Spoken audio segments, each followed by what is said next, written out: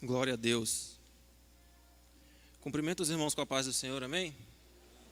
Abra comigo a tua Bíblia, livro do Gênesis, capítulo de número 3. Louvado seja Deus. Quero louvar e agradecer a Deus pela oportunidade de mais uma vez poder contribuir com a igreja, trazendo uma palavra da parte de Deus. Livro do Gênesis, capítulo de número 3, versículo de número 9 somente.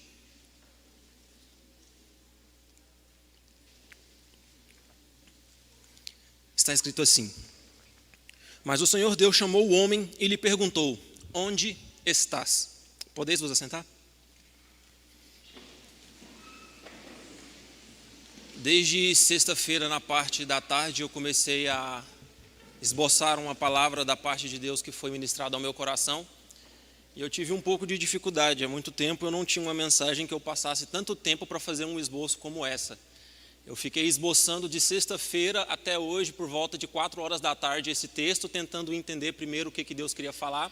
Porque quando eu comecei a estudar, eu comecei a ver vários pontos onde Deus ministrava ao meu coração e algo específico dentro deste texto que o Espírito Santo ministrava ao meu coração, pedindo para ministrar à igreja. Já é conhecido por todos que o tema do livro, Gênesis, o nome traduzido é Bereshit, que significa no princípio. É o livro que nos traz conhecimento das origens de tudo aquilo que hoje existe. No Gênesis nós vamos ter todo o catálogo daquilo que Deus criou. Nós vamos ver o livro de Gênesis narrar a origem do universo, nós vamos ver o livro do Gênesis narrar a origem do planeta Terra, a origem da vida animal, a origem da vida vegetal, a origem da vida humana. Nós vamos ver no livro do Gênesis também a origem do casamento, a origem da família, a origem das nações. Você vai encontrar também no livro do Gênesis a origem do ritual religioso, a origem do pecado, a origem da lei. Também vamos ver a origem do crime, a origem do conflito, da punição e da morte. O livro do Gênesis ele pode ser separado por 2 etapas. A primeira etapa do capítulo de número 1 até o capítulo de número 11, aonde o livro vai narrar a história da humanidade, como a humanidade se originou, como a humanidade cresceu através apenas de um casal e como essa humanidade se tornou pecadora. Da mesma maneira que a segunda parte do capítulo de número 12 até o capítulo de número 50 narra os capítulos que falam da era patriarcal. Começa em Abraão e aí nós vamos ver Isaac, Jacó e as 12 tribos. Para entender melhor, o livro do Gênesis ele trata de 4 assuntos diversos, a começar pela criação. Porque deixa bem claro no livro do Gênesis, Deus ele é o soberano criador de todas as coisas. Tudo aquilo que hoje existe veio da imaginação de Deus. Não existia matéria, a matéria não era pré-existente, ele simplesmente do nada criou tudo. Diferentemente do artesão, o artesão simplesmente pega uma matéria, dessa matéria existente ele faz outra matéria.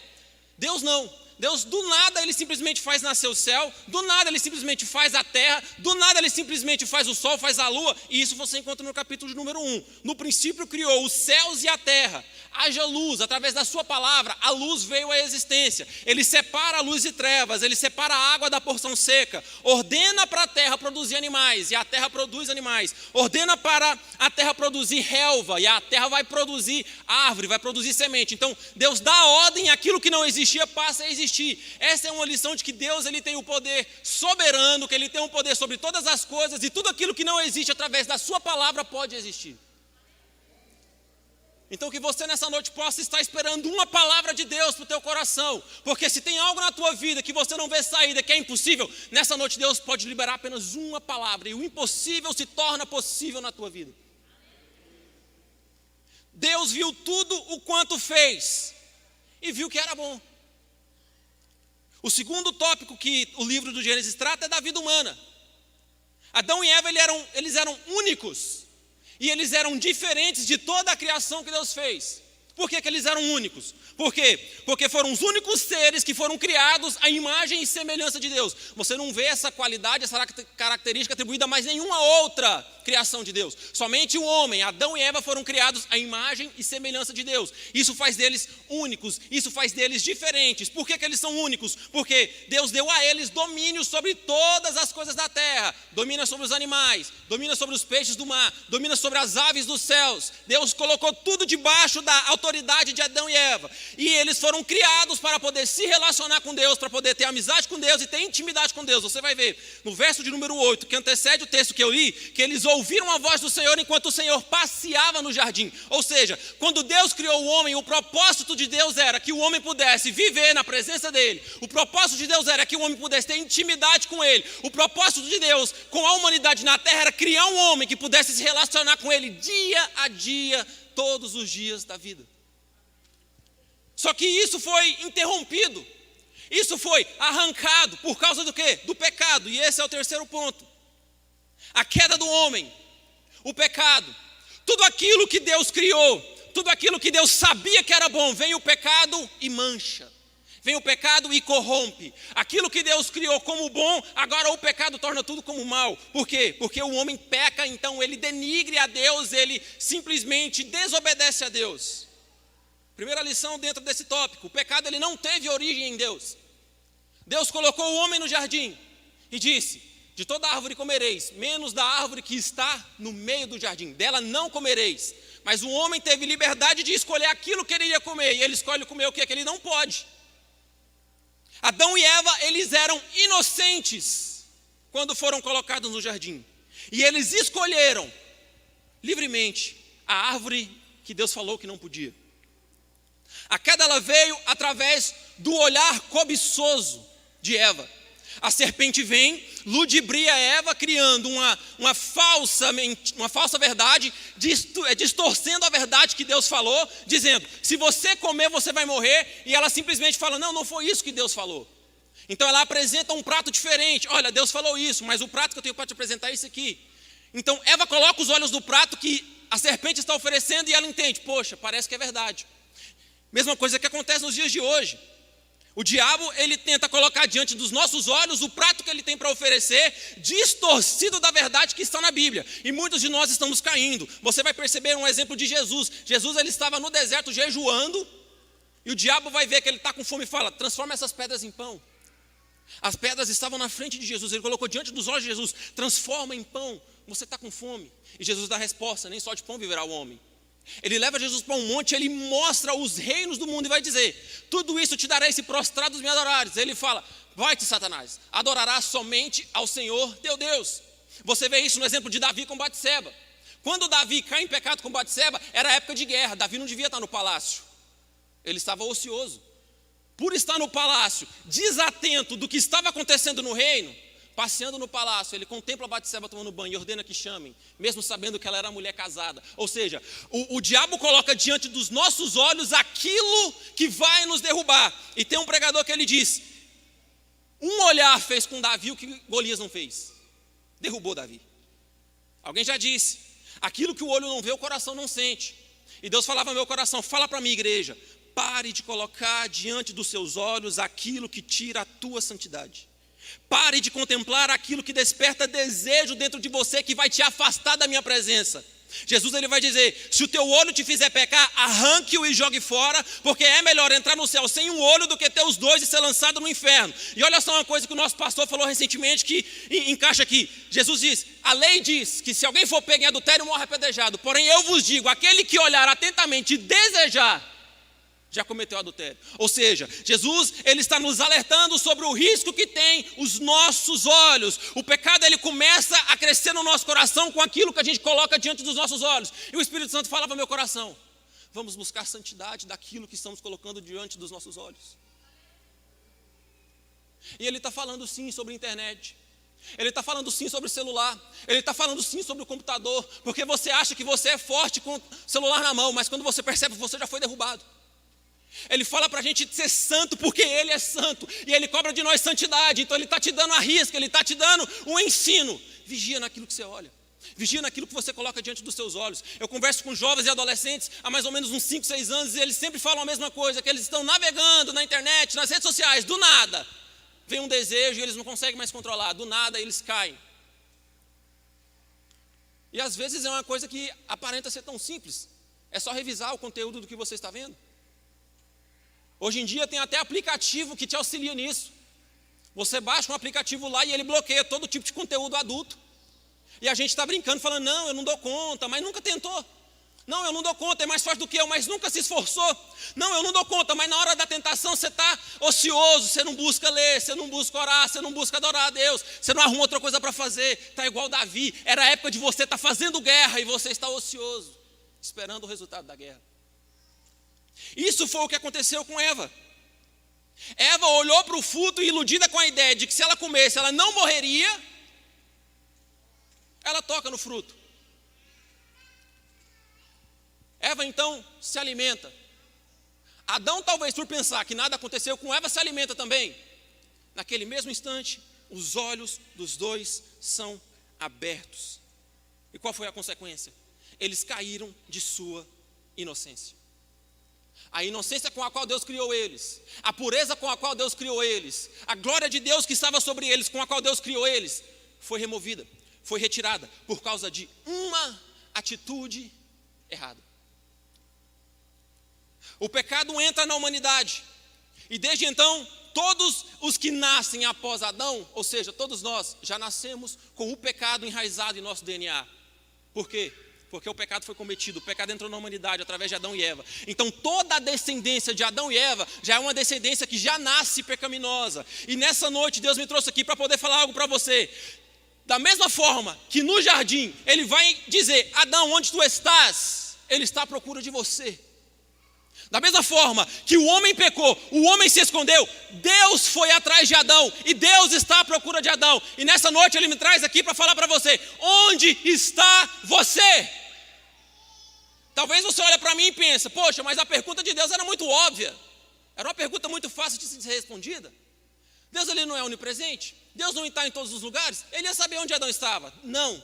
A pergunta de Deus ela não é uma pergunta geográfica.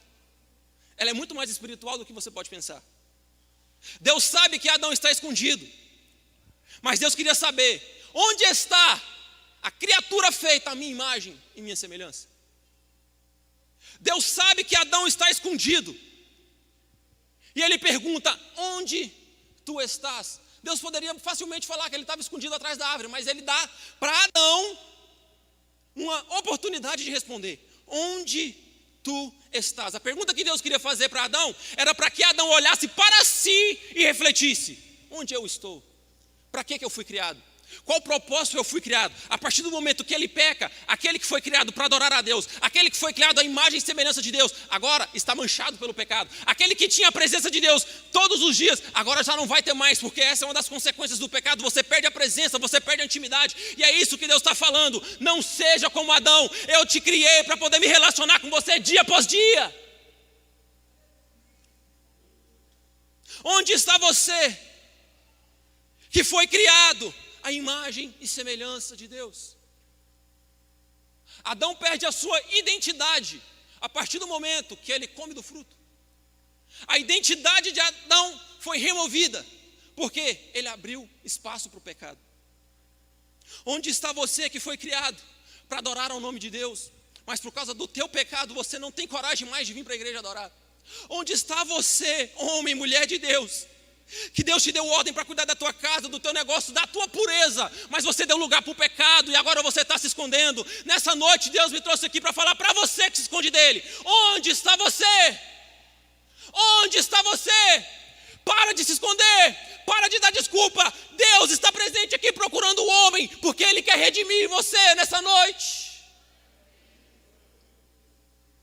Deus foi atrás de Adão, e Adão era pecador quando ele foi atrás. Da mesma forma eu e você, quando a gente peca, a gente se esconde de Deus. Você já percebeu? Quando você peca, às vezes você está com tanta vergonha que você senta lá no fundo da igreja. Você não quer que ninguém te olhe. Você quer sentar lá no fundo, você quer chegar sem ser notado, você quer ir embora sem que o pastor te veja. E nessa noite Deus me trouxe aqui para falar para você: você foi achado, você está se escondendo, mas Ele está aqui para falar para você: para de se esconder. Onde está você? É uma mensagem reflexiva, aonde Deus pede para nós deixarmos de ser como Adão. Para de se esconder. Quando Ele fala com Adão, Adão vai dizer: eu me escondi porque eu ouvi a tua voz e percebi que eu estava nu, por isso eu me escondi. Então Deus questiona: quem te falou que você estava nu? O pecado faz com que Adão olhe para ele e veja nele a sua nudez. E Deus pergunta: quem te mostrou? Quem te deu conhecimento acerca disso? Por acaso você comeu do fruto que eu ordenei que não comesse? Do fruto do conhecimento do bem e do mal? Do bem e do mal? Deus dá a oportunidade de Adão ser homem e falar assim, não, comi, mas não, a mulher que tu me deu.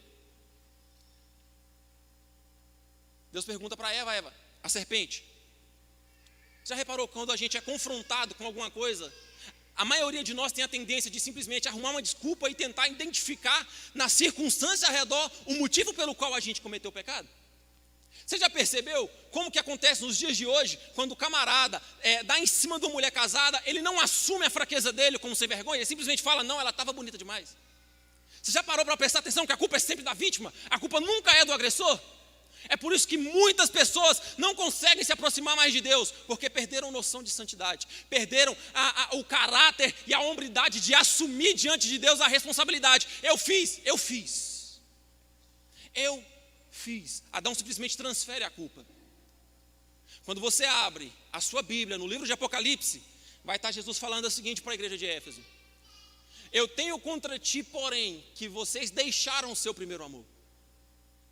Ou seja, se o amor se esfriou dentro da igreja, dentro das pessoas, Jesus está falando, eu tenho contra você que você deixou o seu amor esfriar. Jesus não está dizendo, eu tenho contra você que a perseguição fez com que o seu amor se esfriasse. Eu tenho contra você que as pessoas ao redor fizeram com que o seu amor se esfriasse. Jesus, ele atribui a responsabilidade para a igreja. Eu tenho contra você, porque você deixou o primeiro amor se esfriar. Nessa noite, Deus quer que a gente tenha consciência, a responsabilidade de ser mais cheio de Deus, a responsabilidade de caminhar em santidade, ela é minha, ela é tua. Não atribua para a pessoa do seu lado, não atribua para A, para B, a responsabilidade que é tua.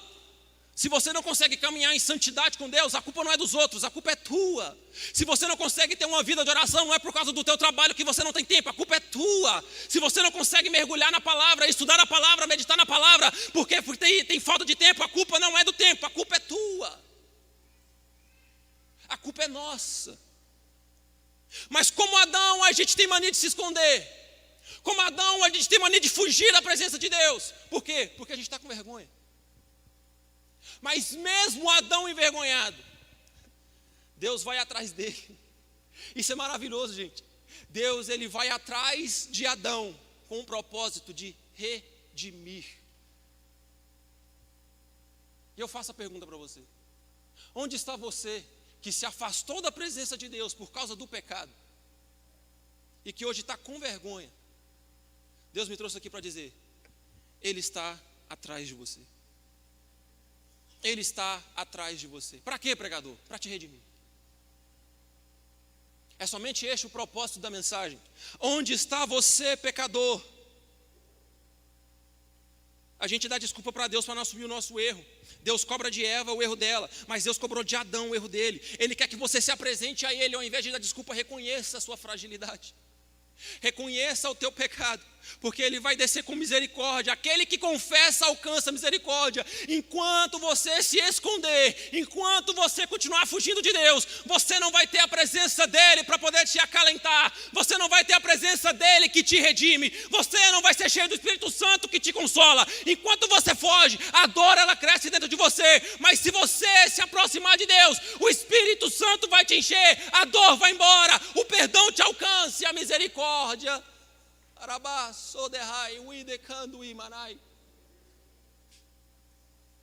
Deus sabe quem Adão era antes do pecado entrar na vida de Adão.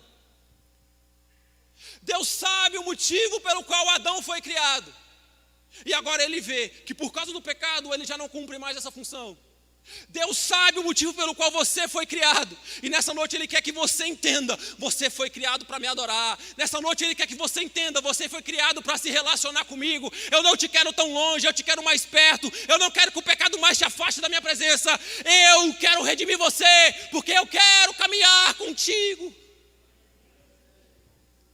Deus sabia como Adão era antes do pecado. Então quando veio o pecado, Deus sabia o quão grotesco e avassalador foi o resultado do pecado na vida da humanidade.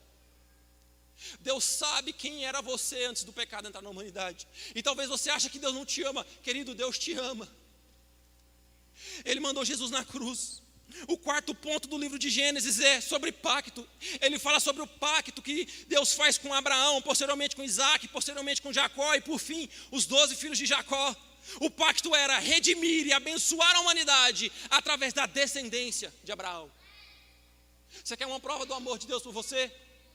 Através da descendência de Abraão. A palavra descendência foi aplicada por Paulo como semente, como uma referência a Jesus Cristo, Gálatas 3,16. Ou seja, o pacto de Deus para poder redimir o homem do pecado que ele cometeu era Jesus na cruz.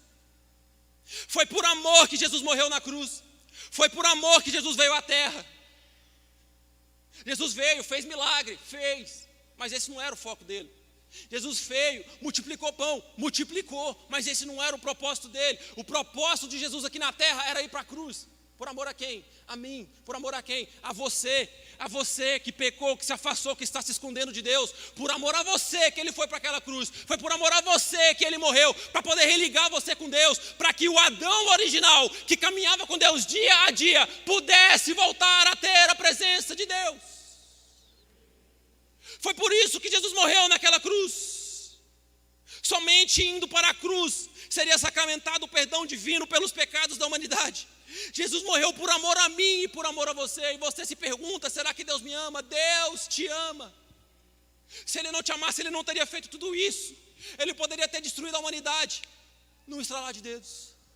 Mas por amor a mim, por amor a você, Ele faz um plano da redenção, aonde enviaria o Filho, e o Filho iria para a cruz, pelo meu pecado, pelo teu pecado, que me afastou do jardim, que me afastou da presença. Para quê? Para me ligar a Ele.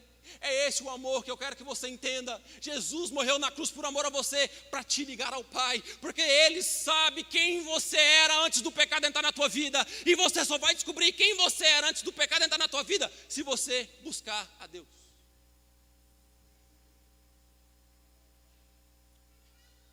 Mateus 24, verso 12, fala que, e por se multiplicar a iniquidade, o amor de muitos vai esfriar. E eu quero concluir a minha mensagem com esse texto.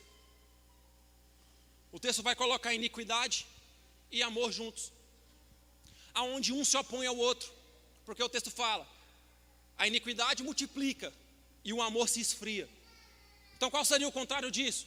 Se a iniquidade diminuir, o amor aumenta. Só que quando a gente interpreta esse texto, a gente pensa nas pessoas ao redor. É claro, está acontecendo, por se aumentar a iniquidade, o amor de muitos esfriará. E a gente olha para um contexto global e sempre identifica isso no Oriente Médio. A gente sempre identifica isso na casa dos outros, mas a gente nunca olha para nós e tenta internalizar esse versículo em nós. Olha só o que a iniquidade faz com o amor. Ela esfria o amor, mas quando você peca, não esfria o amor no mundo, esfria o amor dentro de você. Se eu peco iniquamente, é dentro de mim que o amor vai se esfriar. Eu começo a levar a minha vida com Deus de uma maneira calma, tranquila.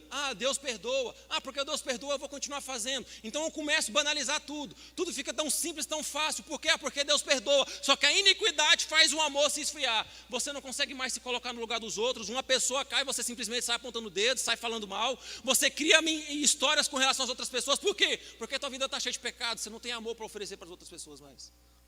Mas a partir do momento que você começa a viver uma vida de santidade, dentro de você um amor começa a crescer. Você começa a viver um propósito diferente. Você consegue se colocar no lugar das outras pessoas. Você consegue se compadecer. Você consegue, ao invés da pessoa que cair, você simplesmente divulgar e sair falando mal, estender a mão e a pessoa ficar de pé. Você consegue amar as pessoas, não por aquilo que elas têm, mas por aquilo que elas são. Você consegue amar as pessoas porque você entende que ela é uma alma, que ela é um projeto de Deus, e que Deus tem grandes coisas para fazer na vida da pessoa, e você pode ser um canal de bênção. Quando você começa a caminhar em santidade, as bênçãos na sua vida são inigualáveis. Não apenas no quesito espiritual, onde você tem mais intimidade com Deus, mas no quesito social. O fato de você caminhar com mais santidade, intimidade com Deus, levanta você como uma pessoa que exala a presença. A vida das pessoas ao redor é transformada. Por quê? Porque dentro de você tem santidade. Aonde tem santidade não tem iniquidade, e aonde não tem iniquidade tem amor. Foi cantado: porque Jesus me ama. Eu não posso te explicar.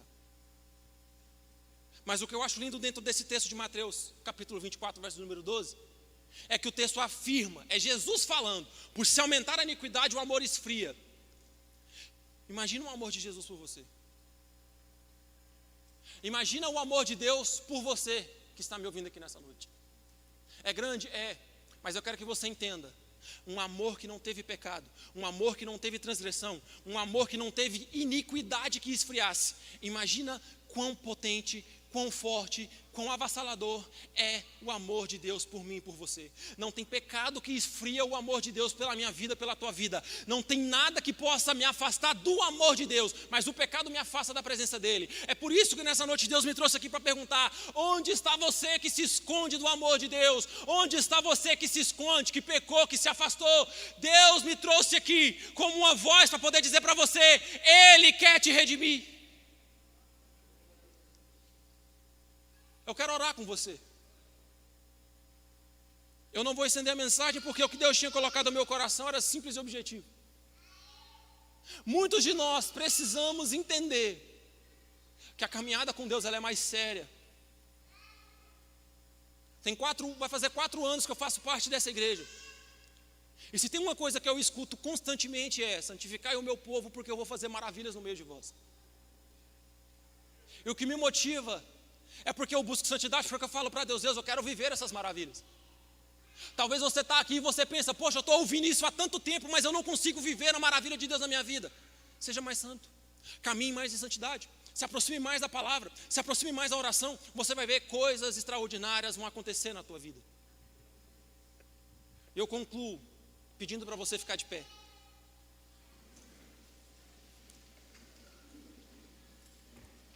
O amor de Deus por mim e por você, ele não muda. Ele foi para a cruz por amor a mim e por amor a você. Não há iniquidade que esfrie o amor dele. Deus sabe quem era você antes do pecado dominar a tua vida. Você orava. Eu conheço pessoas que há anos atrás orava de madrugada. Era oração 5 horas da manhã na igreja, estava firme na oração da igreja. Buscava a Deus, encontrava a Deus porque tinha fome, porque tinha sede. Mas aí veio o pecado. Hoje você não tem mais vontade de orar. Veio o pecado, hoje você não consegue mais ler a Bíblia, você não consegue mais buscar a Deus. Deus sabe quem você seria se não houvesse pecado. Deus sabe que você foi criado com um propósito. E é por isso que o diabo tenta destruir a tua vida de todas as maneiras, colocando pratos na sua frente para você pecar, para você cair. Porque quanto mais você se alimenta do pecado, mais você se afasta daquilo que você nasceu para ser. O que eu estou pregando é um clamor da parte de Deus, aonde Ele pede para o nosso povo santidade. Santidade, porque sem santidade ninguém verá a Deus. Fecha os seus olhos, eu quero orar com você. Pai querido, aqui está a tua igreja, Pai. Esta foi a mensagem que o Senhor ministrou ao meu coração. E com muito esforço eu procurei trazer ela de maneira que ela ficasse de maneira fácil de compreendermos, para discernirmos e nos alimentarmos da sua palavra, Pai. Papai querido, onde houver um coração carente da tua palavra, que o Senhor vá de encontro a este coração, Pai. Qualquer pessoa que estiver aqui, Pai, que recebeu essa palavra, Pai, restaura a comunhão dela, Deus. Que essa pessoa, Deus, pare de se esconder. Que essa pessoa pare de dar desculpas, Pai. E assumindo a postura, Papai querido, diante de Ti, reconhecendo as falhas. Que o Senhor venha, Papai querido, derramar do Teu amor, derramar da Tua presença sobre essa pessoa, abraçando ela e mostrando para ela que este era o plano do Senhor, para que essa pessoa possa viver na Tua presença, possa Te adorar e possa ter comunhão contigo, Pai. Vai de encontro a cada canto dessa igreja, Pai, onde houver uma pessoa com o coração aberto para essa mensagem, Pai, e enche com a Tua presença, assim como o Senhor encheu o meu coração da Tua presença no meu quarto, Pai. Consolida essa mensagem no coração do Teu povo, Pai, e não dispersa o Teu povo sem a Tua presença. É o que eu Te peço em nome de Jesus.